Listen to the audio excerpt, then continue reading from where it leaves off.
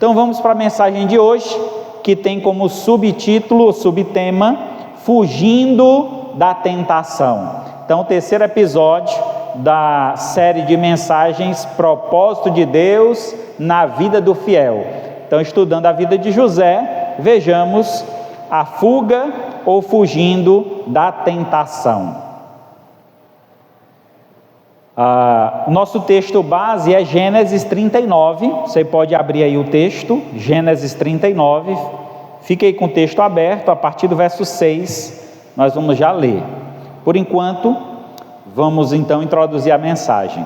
O pecado nunca começa com o ato, ele vai e começa com um desejo desgovernado.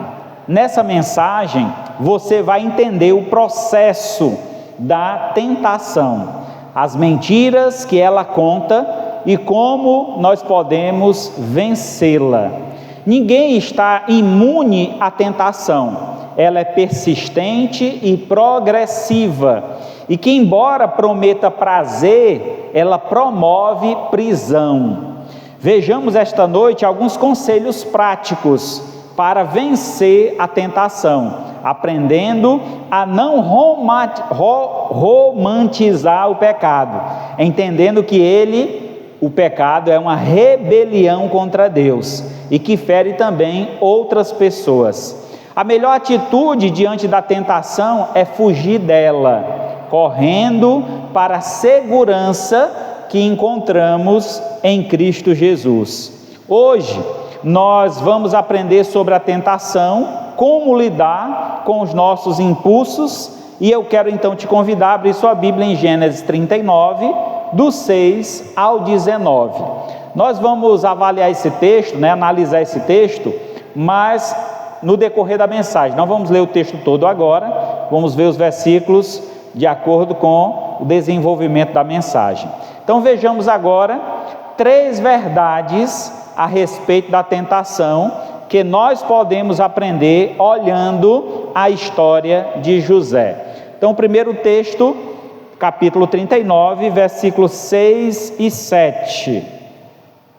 Gênesis 39, 6 e 7.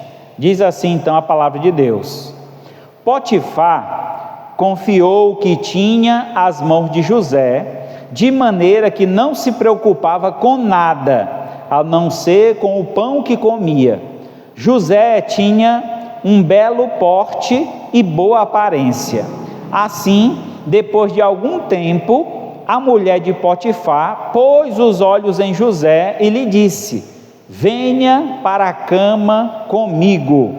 Oremos ao Senhor. Maravilhoso Deus, Pai de infinita bondade, louvado seja o teu nome. Aqui estamos mais uma vez diante da tua presença, rogando ao Pai a tua graça, o teu favor sobre nós, e te pedindo ao Pai, fala conosco por meio desta mensagem. Se há algo em nós que precisa ser moldado, aperfeiçoado, que o Senhor trabalhe por meio do teu Santo Espírito e nos convença do pecado, da justiça e do juízo, nos levando a uma vida de santidade, uma vida de obediência, uma vida que glorifica o teu santo nome. Assim como José foi um exemplo para o seu povo que estava ali com ele naquele período, que nós também sejamos, ó Pai, luz e exemplo para aqueles que nos cercam. Assim nós te louvamos, te agradecemos e pedimos, em nome do teu Filho amado Jesus, que vive e reina para todos sempre. Amém. Graças a Deus. Muito bem. Então, só para introduzir, trazer aqui uma ideia, José, depois de ter sido vendido pelos seus irmãos, ele chegou até o Egito, e chegando ao Egito, ele foi vendido agora como escravo para Potifar. Potifar o contratou, pagou o preço e comprou José, e logo de início ele viu que tudo que José fazia se desenvolvia bem, crescia, e ele foi confiando mais em José e dando a José cada dia mais espaço e domínio, poder sobre aquilo que ele tinha. Então José chegou como um escravo, e posteriormente, quando Potifar vê a forma como ele trabalhava e as coisas que em suas mãos eram desenvolvidas, logo Potifar colocou ele como administrador do seu lar, como um mordomo. Ele era o mordomo da casa de Potifar. Então Potifar não se preocupava com nada, a não ser em trazer o pão para casa. Fora isso, tudo que tinha lá, José estava administrando. Essa administração de José, ela durou alguns anos, pelo menos 10 anos. José ficou como administrador na casa de Faraó. Não sei quanto tempo ele ficou como escravo, mas o que a Bíblia diz que ele passou um bom tempo lá, e esse período de 10 anos fez um bom trabalho, e se destacou, e por se destacar, José começou a ser visto pela mulher de Potifar com outros olhos. É interessante, irmãos, como a santidade, ela atrai, e infelizmente, em algumas ocasiões, ela pode nos atrair até por olhares maus, pessoas que olham para nós, vendo o nosso comportamento, a nossa santidade, a nossa vivência ao lado do Senhor, e querer de alguma forma isso para si. E como é que eles alcançariam isso? Nos derrubando, nos tirando da posição de santidade. E a palavra santidade traz a ideia de separado, alguém que está para o uso exclusivo de Deus. Assim José enfrentou essa dificuldade. Então, o primeiro ponto que nós queremos destacar essa noite é: ninguém está imune à tentação. José, mesmo sendo um jovem, mesmo estando trabalhando, se esforçando, dando o seu melhor, dando exemplo para o seu pai, dando exemplo para Deus, e ainda assim, exemplo no sentido é servindo a Deus, fazendo como Deus queria que a sua vida fosse feita. Ainda assim, ele foi tentado. Às vezes estamos fazendo tudo certo, seja no trabalho, seja em nosso lar, seja na igreja, e o inimigo nunca vai ficar satisfeito com o nosso trabalho. O inimigo sempre vai tentar nos derribar. Então é importantíssimo que o nosso foco, a nossa visão esteja no Senhor, em fazer a vontade de Deus, e nunca buscando merecimento, glórias vãs, aplausos, mas tudo que fizermos, façamos para a glória de Deus. Quando Deus está sendo honrado e glorificado através do nosso viver, o inimigo não vai ficar feliz, certamente tentará nos derribar. Então, a autoconfiança é o primeiro passo para o fracasso. O cuidado que nós devemos ter em não nos acharmos imunes. Eu estou fazendo isso aqui, eu sou forte, eu consigo, ninguém pode me derribar, eu sou muito forte, eu tenho muita fé em Deus e nada vai acontecer comigo. Muito cuidado com a autoconfiança. A autoconfiança é o primeiro passo para o fracasso. Mesmo José se destacando na casa de Potifar, ele reconhecia a sua posição de servo. Eu estou aqui servindo ao meu Senhor. Como posso eu tocar na mulher do meu Senhor? Ele tinha plena consciência do seu lugar como servo naquela casa. Em 1 Coríntios 10, 12 diz assim: aquele, pois, que pensa estar em pé, veja para que não caia. Então, ter um cuidado constante de olhar, irmãos, a situação que nós estamos servindo e para quem nós estamos servindo. Estamos servindo a Deus, seja qual área for. Nós falamos isso no domingo passado. É muito importante entendermos que o nosso serviço, a prestação do nosso trabalho, seja feito para a glória de Deus, que Deus seja glorificado através da nossa vida, e certamente isso nos fortalecerá, nos dará mais firmeza sobre o trabalho a ser executado. Ainda devemos entender que a tentação, ela é comum a todos, e ninguém está imune ou isento da tentação. Ser tentado, não há nenhum mal nisso. Até Jesus foi tentado. O mal está em ceder à tentação, que seria a ideia de cair na tentação. A tentação, ela é diferente de provação. E às vezes pode até acontecer muito parecido, uma tentação, a tentação ela vem do diabo, mas a provação ela vem de Deus. E às vezes a tentação e a provação estão muito juntas, muito próximas. Então temos que discernir se aquilo é uma tentação ou se aquilo é uma provação. Quando Deus nos prova, Ele tem um intuito. Qual o propósito de Deus em nos provar? É nos aprovar. Toda prova, ela quer avaliar o nível de capacidade, de conhecimento que nós temos. Então, quando Deus nos dá uma aprovação, é para avaliar o conhecimento que nós temos sobre Ele, o tanto que nós confiamos nele.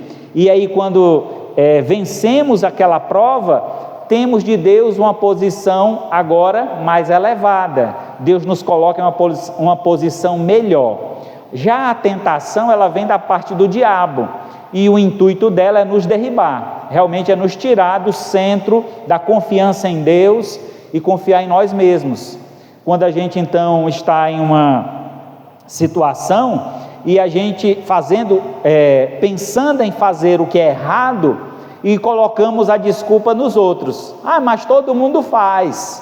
Talvez você que anda aí de carro ou pilota uma moto, já saiu em algum momento sem colocar o cinto ou sem botar o capacete, e você diz, mas se for parado, eu digo, todo mundo anda assim, na cidade não tem ninguém que anda com capacete. Você vai justificar o seu erro pelo erro dos outros, aí você está errado, você cedeu à tentação. É necessário que nós andemos de forma correta, segundo as regras, segundo as normas, para que ninguém pegue no nosso punho e diga, você está errado, porque eu estou fazendo a coisa certa. Ninguém tem do que me acusar. Então essa é a visão que nós devemos ter com relação à tentação. A tentação ela vai ser comum, ela vai ser lançada sobre todos.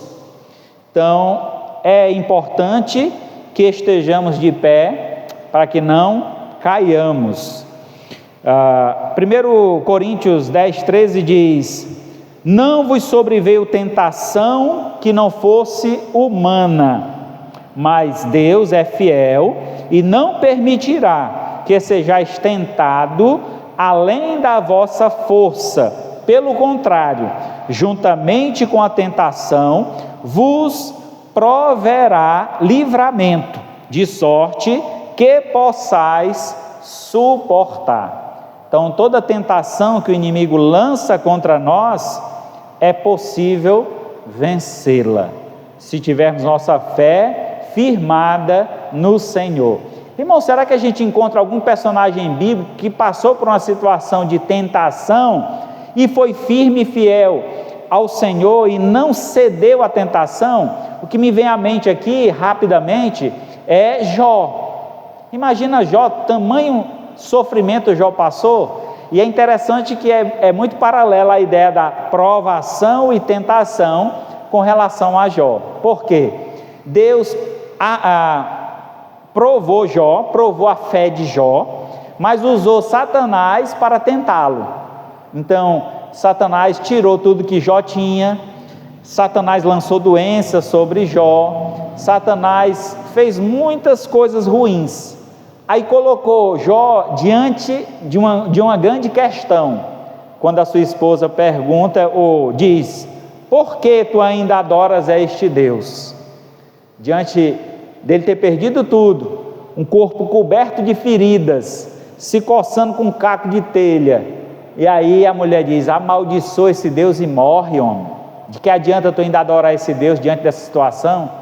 Ali, irmão, foi uma grande prova e também uma grande tentação. Imagina você, eu, passando por uma situação como essa. Às vezes a gente blasfema, fala alguma coisa, se entristece ou fala algo contra Deus. Por que, Deus, que eu estou passando por uma situação como essa?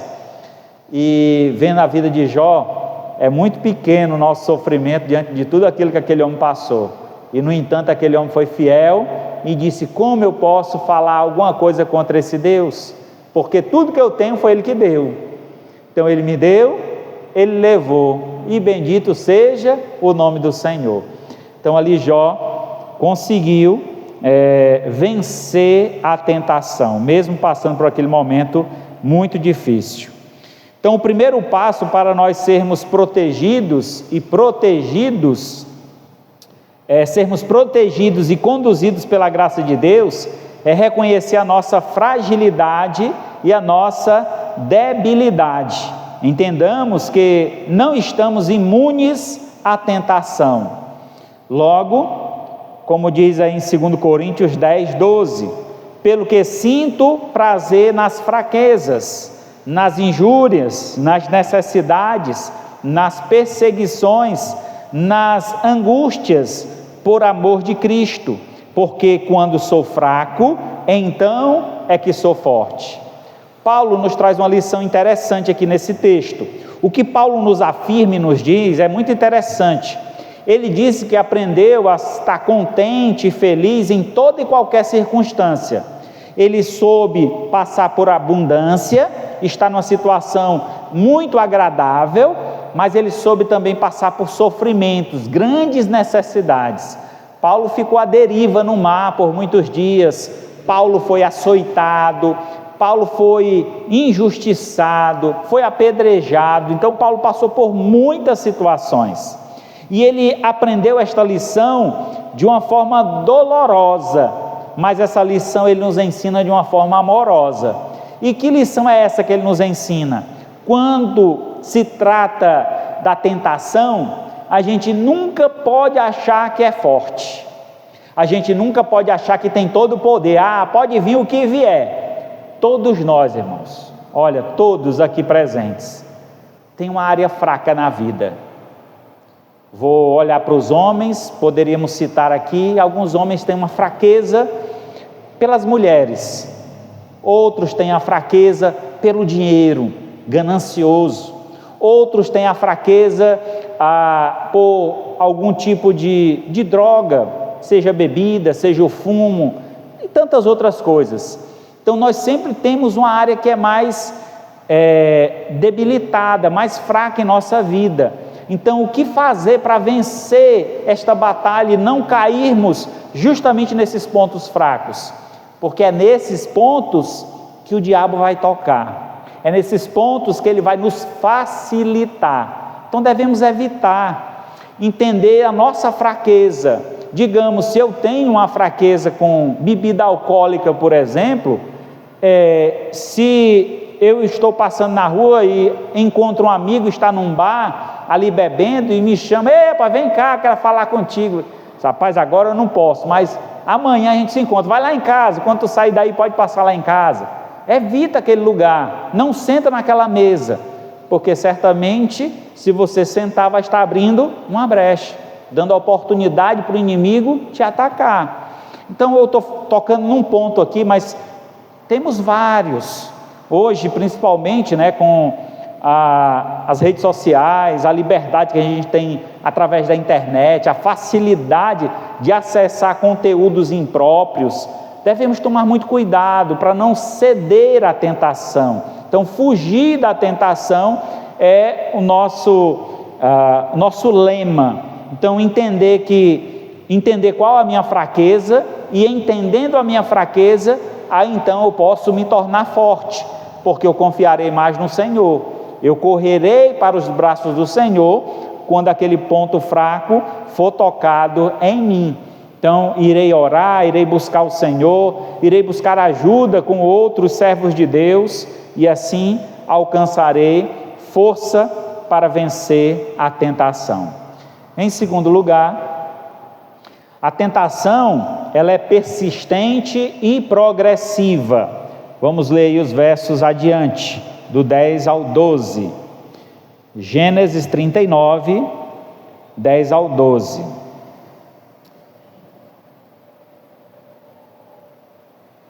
Ela falava com José todos os dias, mas ele não lhe dava ouvidos, recusando-se ir para a cama com ela e a ficar perto dela. Aconteceu, porém, que certo dia José entrou na casa para fazer o seu serviço, e ninguém dos da casa se achavam presentes. Então ela pegou pela roupa e lhe disse: venha para a cama comigo. Ele, porém, deixando a roupa na mão dela, saiu fugindo para fora da casa, certamente. Então a tentação, meus amados, não ela não para, ela continua, ela é insistente, ela vai tentando se aproximar, vai tentando chegar cada vez mais perto, ela vai então buscando encontrar qualquer de sua fraqueza, qual o seu ponto fraco, qual é o momento ou qual é a isca adequada para cada um de nós. É interessante porque o texto diz que a mulher todos os dias, agora quanto tempo isso passou nós não sabemos, mas imagina todo dia aquela insistência: e aí, vai dar certo hoje? É só uma vezinha, ninguém vai saber, é só eu e você, um dia eu te pego, e aquilo martelando na cabeça todo dia, todo dia, todo dia, todo dia. Eu vou dizer, precisa reconhecer muito o poder de Deus na vida para poder resistir a tal tentação. E José chegou a um ponto complicado, porque o texto diz que a mulher aguardou um dia que ele viria até a casa. Certamente ela despediu os outros funcionários, mandou embora, para que ele tivesse a sós com ela e ela pudesse lograr êxito na tentação. Mas naquele dia, José permaneceu firme e não se entregou a essa situação. Então, o que aponta aqui no texto, que nos traz uma lembrança importante, é que a tentação ela é persistente e progressiva, ela é crescente. Às vezes começa no trabalho, ou com um vizinho, ou com um amigo, seja como for, é uma piadinha, é uma brincadeira, e você vai dando cabimento, e você vai abrindo portas, e você sorri, e você acha bom, você acha legal aquela brincadeira, e aquilo vai só tomando uma proporção maior, e chegará a uma situação que você não terá mais controle sobre aquilo. Então é importante o nosso posicionamento. Então, quando alguém chegar para você aí que é casado, alguém chegar para você com alguma proposta indecente, ou com algum elogio exagerado, eu disse: olha, me respeite, sou casado ou sou casada, eu não gosto desse tipo de brincadeira, então tome o seu lugar, que eu tenho o meu, me respeite. Então impor, colocar logo diante essa situação para evitar que isso se prolongue, porque se você gosta, você sorri, você brinca, ele fala uma coisa, você fala outra, e aquilo vai nutrindo interesses e desejos, e pode chegar um momento que você não vai mais conseguir resistir. Então por isso é necessário combater o quanto antes. Então não basta vencer a tentação um dia, é preciso lutar todos os dias, matar um leão por dia na dependência de Deus, porque a tentação ela é insistente, como foi essa mulher, ela é insistente, progressiva, ela vai aumentando, ela vai se intensificando, até o momento em que o texto diz que essa mulher se aproximou, agarrou José pelo manto e exigiu: venha deitar-se comigo, como é dito lá no verso 12 do capítulo 39 de Gênesis. E ele então, pela graça de Deus, conseguiu se desvencilhar, e ela ficou com a capa, uma parte da roupa de José nas mãos. Provérbios capítulo 1, verso 10, diz assim: filho meu, se os pecadores querem seduzir-te, não consinta.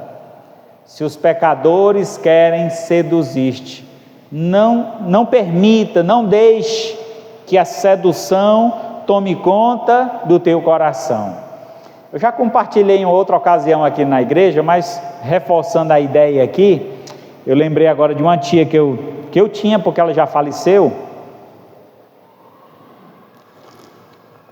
e ela faleceu de câncer, e eu sempre visitava, porque ela era uma tia que recebia minha avó, e aí sempre eu ia lá para ver minha avó e também essa tia. E um dia eu cheguei na casa dela e ela olhava para mim, admirada. Meu filho, eu acho tão interessante o seu jeito. Eu disse, por quê, tia? Eu queria te perguntar uma coisa, você não fica com raiva da tia, não? Eu disse, não, pode perguntar. Meu filho está casado há quanto tempo? Na época eu acho que eu tinha 4 anos de casado. E ela perguntou, meu filho já alguma vez já traiu a sua esposa? Eu disse, não, tia, Deus me livre, sou um servo de Deus. Quando eu me casei com a minha esposa, eu fiz um voto a Deus, eu prometi a Deus que eu ia ser fiel à minha esposa na saúde e na doença, na riqueza ou na pobreza, até que a morte nos separe. Então a promessa que eu fiz foi para Deus, então eu não posso quebrar essa promessa, eu preciso ser fiel ao Senhor. Meu filho, os meus filhos, ela tinha 7 filhos, os meus filhos todos já traíram as suas esposas. E é tão triste isso. Eu olho para você, eu vejo você um rapaz tão bonito, admiro o seu jeito e essa sua fidelidade a Deus. Esse é tia, eu só sou firme e fiel por conta de Deus, porque por mim mesmo, como homem, eu tenho desejos, eu me atraio, eu olho para uma mulher, eu acho bonita e não há pecado nisso. O que eu não posso é me deixar levar pela sedução. O que eu não posso é abrir a porta do meu coração e me entregar ao desejo. Eu tenho sentimentos, eu tenho prazeres, eu tenho desejos, mas eu preciso saber controlá-los. Eu não posso viver apenas para satisfazer os meus desejos. Então é esse controle, essa atenção que nós devemos ter para que não possamos permitir que a sedução dos pecadores nos leve então a uma vida de pecado. E em terceiro lugar, falando então sobre a tentação promete prazer, mas promove prisão. Gênesis 39, 16 e 17. Ela então conservou junto de si a roupa de José, até que o dono dele voltasse para casa. Então lhe falou, segundo as mesmas palavras, e disse: o escravo hebreu que você nos trouxe, entrou no meu quarto para me humilhar, mas quando levantei a voz e gritei, ele deixou a roupa do meu lado e fugiu para fora. A mulher mentiu para o seu marido, criou uma história onde José estava interessado nela e atentou. E aqui, conhecendo a história, sabemos que José, naquele instante, certamente foi julgado. Era a palavra de um escravo contra a palavra da esposa do seu senhor. Qual era a palavra que ia ter mais poder? Com certeza da esposa. E por esse motivo, José foi jogado na prisão. E eu posso dizer para vocês que, graças a Deus, foi um livramento para José a prisão. A prisão foi o melhor lugar para José, porque foi dali que Deus o levou para perto de Faraó, que ele pôde então governar o Egito, administrando então as riquezas de Faraó. Mas a prisão, ela veio por conta de quê? Do prazer, da tentação. A tentação estava oferecendo prazer, mas no final das contas trouxe prisão. E a gente trazendo esse argumento, essa ideia para os dias atuais, irmãos, veja que perigo todos os dias nós corremos. Hoje em dia, por exemplo, vou usar aqui um exemplo muito conhecido. Hoje em dia a gente tem que ter muito cuidado, os homens aqui presentes, tenham muito cuidado com qualquer tipo de contato que vocês têm com crianças abaixo de 14 anos. Se você tiver qualquer tipo de contato com uma criança abaixo de 14 anos, e essa criança entender errado ou diferente, que você passou a mão nela, ou deu um beijo com alguma intenção negativa, você pode ser preso por estupro. Veja só, estupro de vulnerável. É um julgamento muito pesado, alguém ser levado à prisão por estupro, mesmo não tendo cometido um estupro. Porque hoje em dia há uma segurança para as crianças, e eu entendo isso, e eu acho isso muito importante. Muitas vezes, muitas crianças já foram abusadas sexualmente, e essa lei ela vem para endurecer, enrijecer o julgamento sobre abusadores. Só que acontecem muitos casos em que a pessoa é inocente, e a palavra da criança naquela ocasião ela tem mais valor do que a palavra do adulto, e por esse motivo o adulto pode pagar um preço altíssimo, ser preso, passar ali tantos anos em uma prisão por conta de algo que não aconteceu. Então tenhamos muito cuidado com isso. Uma vez numa reunião de pastores nós fomos orientados a ter cuidado com crianças na igreja, evitar colocar uma criança no colo, evitar beijar uma criança mesmo no rosto, para que outra pessoa não entenda mal ou faça algum tipo de imagem e você ser acusado de uma forma errada. Então tenham muito cuidado com crianças. A gente tem que proteger as crianças. Se você vê alguma coisa desse tipo, você precisa e deve denunciar. É seu papel fazer isso. Mas tenhamos nós também cuidado para não cairmos nas mesmas circunstâncias. Então é só para abrindo aqui essa visão, Então a tentação ela é persistente, progressiva. A tentação promete prazer, mas pode promover prisão. José foi lançado na prisão. Foi uma injustiça com José, porque José foi íntegro, José fugiu, mas a verdade sobre a tentação é que ela não se importa conosco, ela não quer verdadeiramente nos trazer alegria e satisfação e prazer, ela quer destruir a nossa vida. Você entende isso? Promove ou promete prazer, mas promove prisão. Assim funciona a tentação.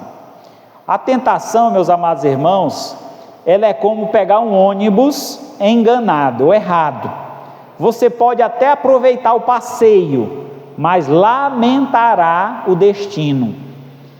Sei quando vocês já pegaram algum ônibus, algum transporte, pensando que estava indo para um lugar e acabou indo para outro. Era tão bonita a paisagem, você ficou feliz, mas quando chegou não era o lugar que você esperava. Então assim é a tentação. Ela te promete algo, ela te promete o céu, mas te conduz para o inferno. Então tenha cuidado, tenha cuidado. É assim a tentação, ela diz que vai te trazer alívio imediato e momentâneo. E o problema é que esse prazer proibido tem um alto custo. O prazer fora do plano de Deus sempre promete satisfação, mas entrega dor, vergonha e destruição. Ele te aprisiona e rouba seu futuro. A Bíblia fala sobre este passeio como o processo da tentação. Veja só o que diz Tiago, capítulo 1, verso 14 e 15. Cada um é tentado pela sua própria cobiça. Vamos lá, a ideia aí de cobiça é a ideia do desejo. Então cada um é tentado diante do seu desejo, da sua fraqueza. Digamos, eu não bebo. A pessoa pode chegar para mim com um cálice de vinho, cheira aí, pastor. Eu cheiro para mim, não sinto nada, mas haverá outra coisa que eu tenho desejo e atração. Se chegar perto de mim eu tenho que correr, eu tenho que me afastar, porque eu não posso ter contato com aquilo que pode me levar ao pecado, a cair na tentação. Então cada um é tentado de acordo com a sua cobiça, com o seu desejo, pelo seu próprio desejo, sendo este arrastado e seduzido. Então, há primeiro o desejo, em segundo lugar vem a sedução. Eu tenho uma fraqueza em uma área, então se eu me aproximo daquilo, aquilo vai se lançar diante de mim, vai chegar para mim de uma forma contemplativa, de uma forma que eu vou sentir atração, que eu vou sentir desejo, e eu vou ser arrastado pela sedução. É interessante, né, essas duas palavras estarem unidas, sendo por este arrastado e seduzido. Então o desejo nos arrasta até a sedução, até onde iremos nos entregar. E aí vem então a cobiça, o desejo, depois de haver concebido, dá a luz ao pecado. Vamos lá.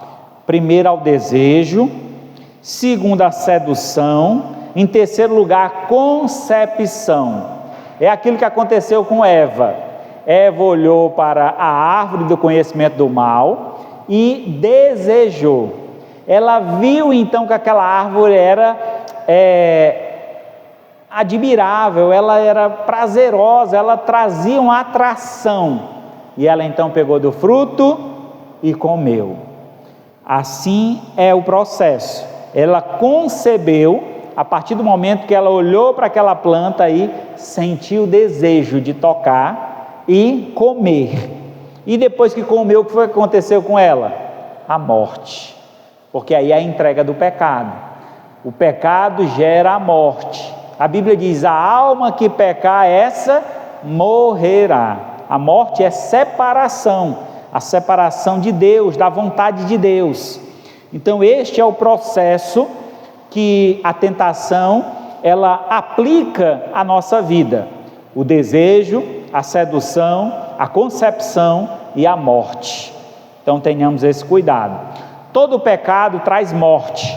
Sempre o prazer passa, e quando o prazer passa, a conta chega, e o prazer dura minutos, mas as consequências podem durar a vida inteira. E quando você percebe, você já não é mais dono da sua liberdade, você se torna escravo das consequências. O que parecia doce vira veneno. O pecado promete prazer, mas ele entrega morte, e esse é o processo. Vocês lembram da história de Davi? Davi estava em casa em tempo de guerra. Vou descansar, vou ficar em casa, não vou para a guerra. Mandou os soldados para a guerra e ficou em casa. Lá da sua varanda, olhando para o rio, ele viu uma mulher se banhar no rio e sentiu atração por aquela mulher, desejo por aquela mulher. Mandou alguém para saber quem era aquela mulher. Eu preciso saber quem era aquela mulher.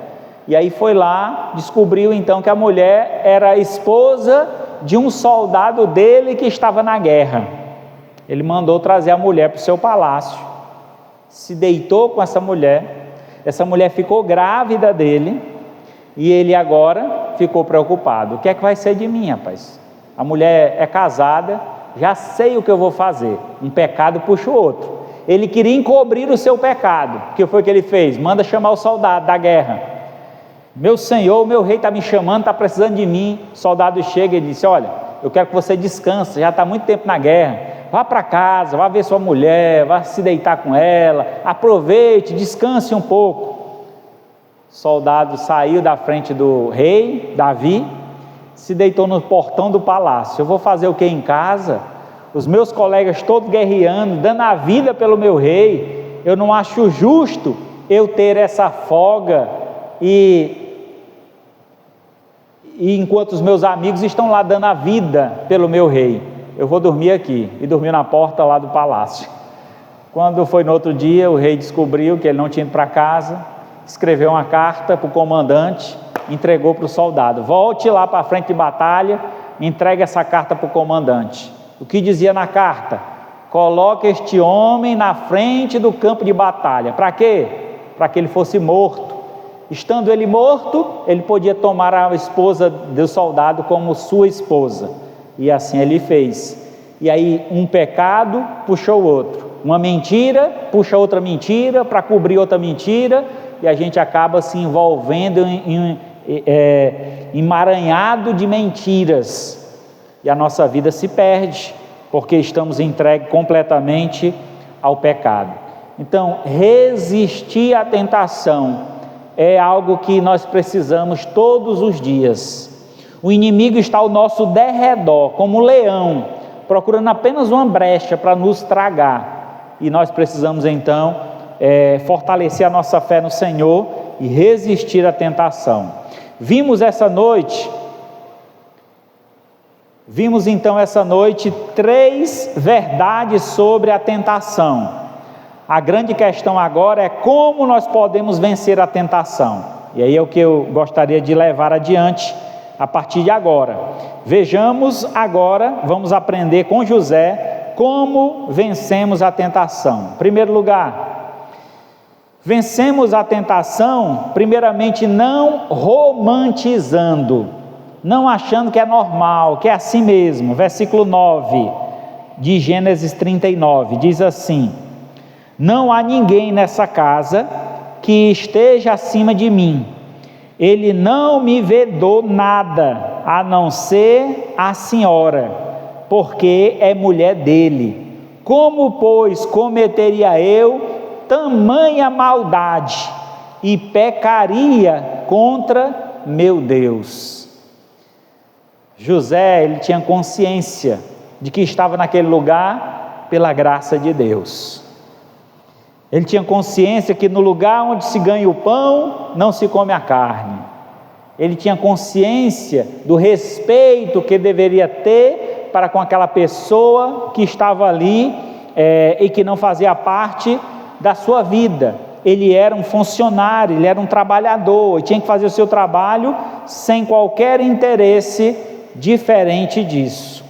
Então, não romantizar o pecado. Devemos entender, irmãos, a gravidade do pecado. O pecado, então, ele é fogo que destrói tudo. Quando Davi pecou, as consequências não vieram só para a sua vida, atingiram outros, a sua família, o filho que a mulher estava esperando, a sua própria nação a quem ele estava comandando, sofreu. E tudo por conta de um pecado, por conta de uma falha, por conta de não resistir à tentação.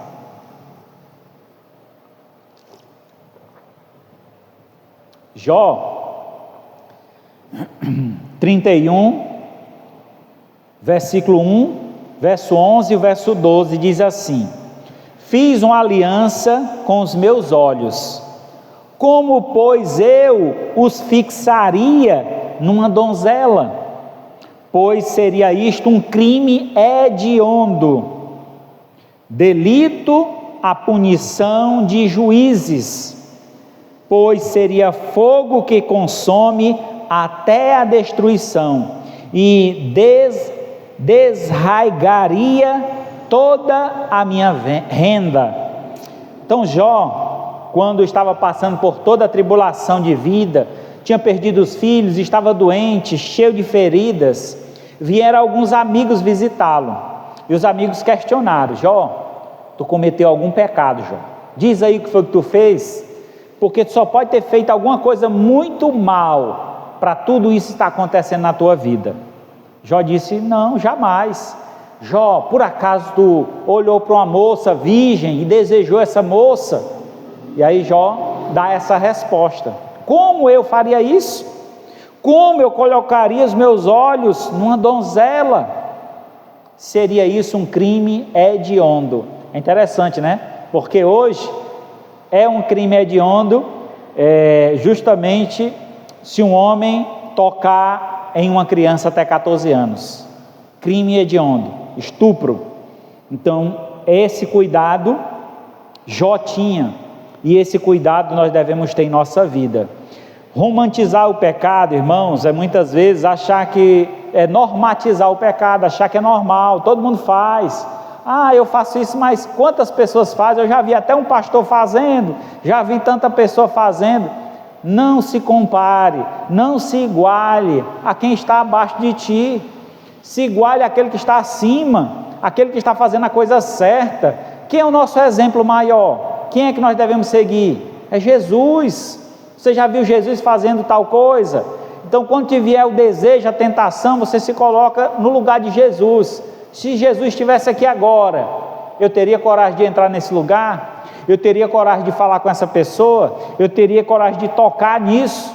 Então, se coloque no lugar de Jesus, ou chame Jesus para estar contigo em todo o tempo, e certamente você evitará o fogo consumidor, o fogo destruidor que o pecado traz.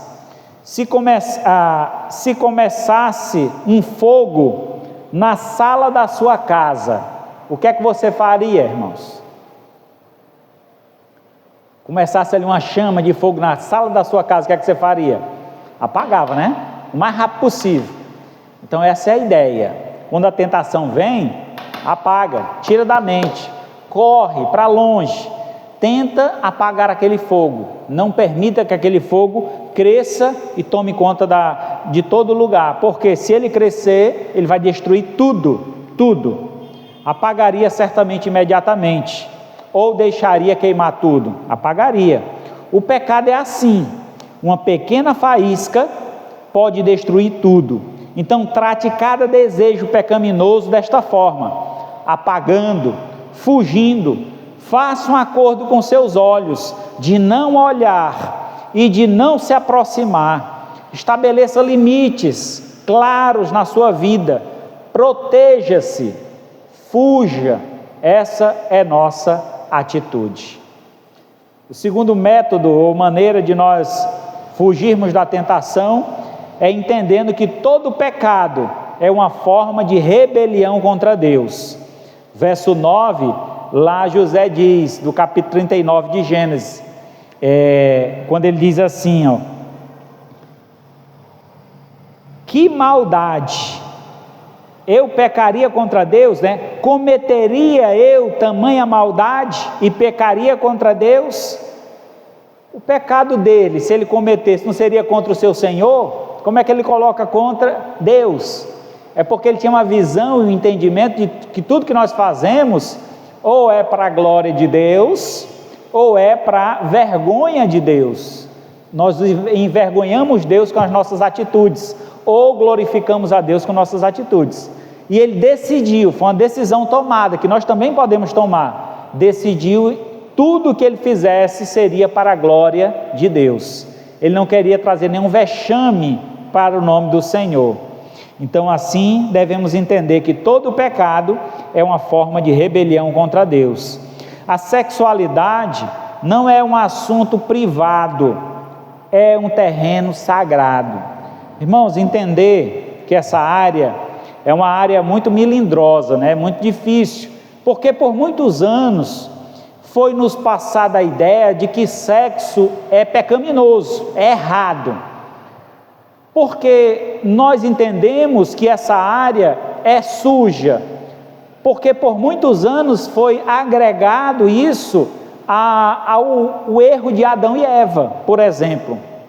Para o catolicismo romano, eles entendem que o primeiro pecado não foi comer do fruto, foi a relação íntima que eles tiveram.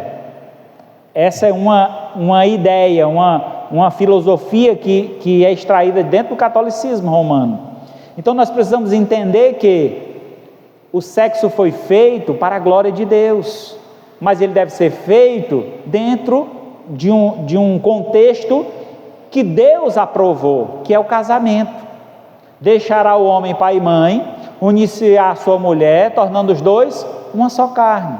Foi para isso que Deus fez a relação íntima, para o prazer, para a satisfação, para a procriação, mas dentro do casamento, em uma relação monogâmica. Então assim que deve ser visto, é assim que deve ser praticado. Qualquer coisa fora dessa visão é errado. e não agrada ao Senhor. E eu preciso tomar consciência disso. Eu não posso tratar a sexualidade como um assunto privado. Não se meta na minha vida, pastor. O senhor faz do seu jeito que eu faço do meu. Não é assim. A Bíblia nos dá direção, nos dá orientação e como devemos viver a nossa vida nessa área da sexualidade. Em 1 Tessalonicenses, capítulo 4, diz assim: pois esta é a vontade de Deus, a vossa santificação, que vos abstenhais da prostituição, que cada um de vós saiba possuir o próprio corpo em santificação e honra.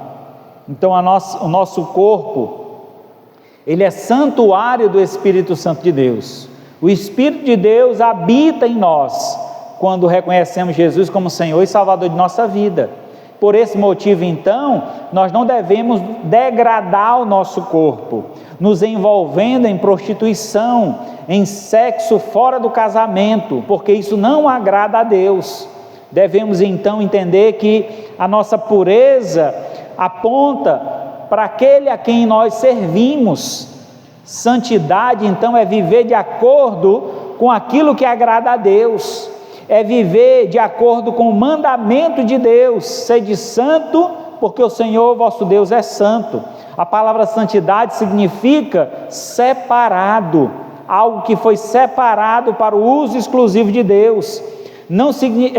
Ser santo não significa o sentido de perfeição, não é ser perfeito, até porque nós estamos em um processo de aperfeiçoamento, mas ser santo significa ter uma vida separada para a glória de Deus.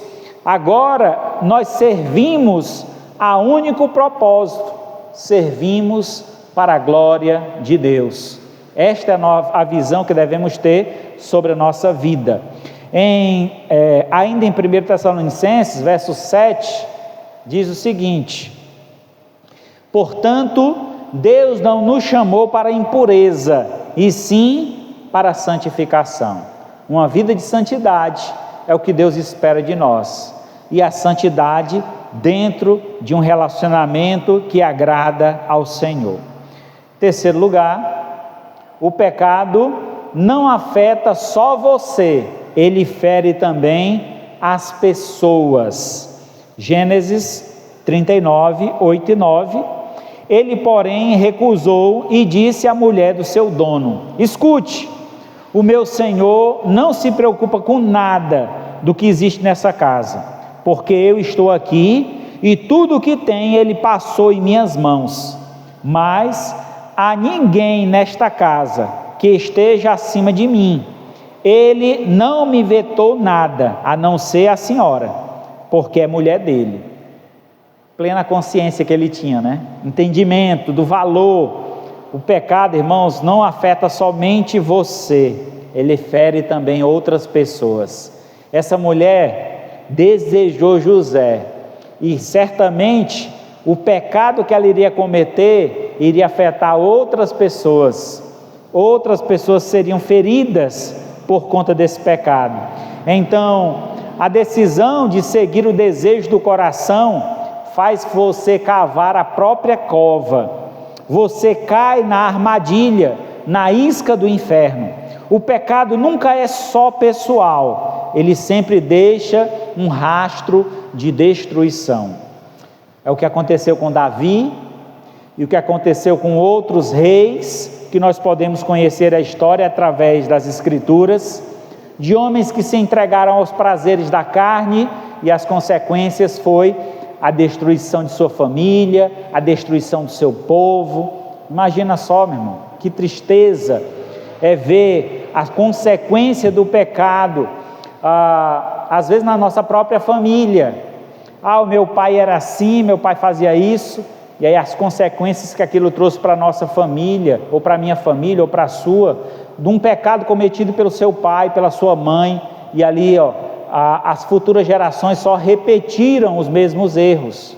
Conheço uma família que o pai traiu a mãe traiu o pai, o filho fez a mesma coisa, a filha fez a mesma coisa, e agora os netos estão fazendo a mesma coisa. Por quê? Tem um exemplo de casa, não tem uma visão coerente, correta, das Escrituras, do que o Senhor ensina através da sua palavra. Então é esse cuidado nós devemos ter, para que o nosso pecado não traga ferimentos e consequências para outras pessoas que estão ao nosso redor. Romanos 5,12, portanto, assim como por um homem entrou o pecado no mundo, e pelo pecado a morte, assim a morte passou a todos os homens, porque todos pecaram. Por que é que nós pecamos, irmãos? Porque já nascemos com a tendência do pecado, porque já temos o exemplo de Adão, e seguimos esse exemplo desde a mais terna infância. Então nós precisamos quebrar esse padrão, voltar-se para Deus em arrependimento e fé, e levar uma vida de santidade, uma vida de obediência, uma vida debaixo da vontade de Deus, porque essa é a vontade do Senhor para as nossas vidas, que andemos de forma digna do seu Evangelho. Em quarto e último lugar, fuja da imoralidade, versículo 12 de Gênesis 39. Então ela o pegou pela roupa e disse: venha para a cama comigo. Ele, porém, deixando a roupa na mão dela, saiu fugindo, correndo para fora daquela casa. Fuja da imoralidade. Como que a gente lida com a tentação? Só tem uma forma: fuja, saia correndo. 1 Coríntios 6,18 diz: fugir da impureza. Qualquer outro pecado cometido é fora do corpo, mas aquele que pratica a imoralidade peca contra o próprio corpo. Então tenhamos esse discernimento sobre o que nós praticamos com o nosso corpo e a consequência que isso traz para a nossa vida, seja ela a vida prática, a vida diária, como por exemplo os vícios, e você cede para uma coisa e você se torna escravo daquilo, ou seja na área espiritual, onde você se afasta de Deus e vai ser atormentado com muitas dores. De imediato o pecado traz consequências, mas também ele trará consequências eternas. Quem vive uma vida de pecado, em obediência ao pecado, ele terá a eternidade longe de Deus. Então é importantíssimo que nós venhamos a fugir de toda e qualquer impureza. Impureza traz a ideia aqui de mistura, qualquer tipo de envolvimento. Eu lembro de uma ilustração que eu vi há muito tempo atrás, de alguém que dizia o seguinte: imagine um prato que você ama comer, seja uma lasanha, seja um churrasco, seja um prato que você gosta. Aí alguém chega e pinga uma gota de veneno no meio do prato. Você teria coragem de comer esse prato? Tem gente que se arrisca, vai comendo nas beiradas. Não, eu vou comer só nas beiradinhas, assim, só ao redor do prato. É só não ir aonde está o pingo de veneno. Mas quem sabe até onde aquele veneno se alastrou? Então nós corremos muitos riscos por nossa própria conta. Nós ficamos brincando com o pecado, mas é só isso aqui, mas ninguém está vendo, é só uma vezinha, e a gente vai abrindo brecha, até chegar no ponto onde o veneno nos alcança, e aí dali para diante está perdido, você se torna escravo do pecado. Então é melhor evitar, evite o primeiro gole, evite o primeiro olhar, evite a troca de conversas. Uma vez a minha esposa estava conversando com uma irmã, e ela disse assim, a irmã: ô mulher, eu tenho passado dias tão difíceis, porque o meu marido trabalha viajando, e eu fico sozinho em casa. E um dia, entrando nas redes sociais, eu encontrei o meu ex-namorado da minha adolescência. A gente começou a conversar na internet, e é tão bom assim, uma sensação tão gostosa, lembrar de momentos que a gente passou junto e tal. E a minha esposa olhou para ela e disse: mulher, para com isso, tira essa pessoa das tuas redes sociais, não permite que essa pessoa entre na tua mente, no teu coração.